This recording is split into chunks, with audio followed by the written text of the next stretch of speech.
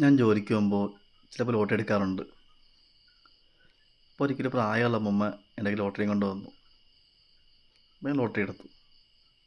പിറ്റേ ദിവസം പുള്ളിക്കാരി എൻ്റെ കയ്യിൽ വന്നപ്പോൾ എടുത്തു. ഒരു ദിവസം ഞാൻ ലോട്ടറി മേടിച്ച ബാക്കി തരാൻ വേണ്ടി പുള്ളിക്കാരി കഷ്ടപ്പെടുന്നു. ഞാൻ വേണ്ട, വെച്ചോളാൻ പറഞ്ഞു ബാക്കി. അങ്ങനെയൊന്നും വേണ്ട, അങ്ങനെ പൈസ കളയരുതെന്ന് എന്നൊക്കെ പറഞ്ഞു.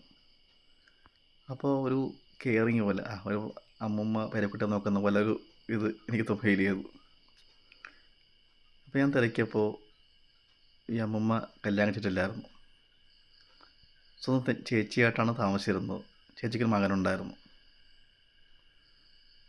അപ്പോൾ ചേച്ചി മരിച്ചപ്പോൾ ഈ മകൻ നോക്കുന്നോർത്ത് സ്വത്തുക്കളെല്ലാം മകൻ്റെ എഴുതി കൊടുത്തു.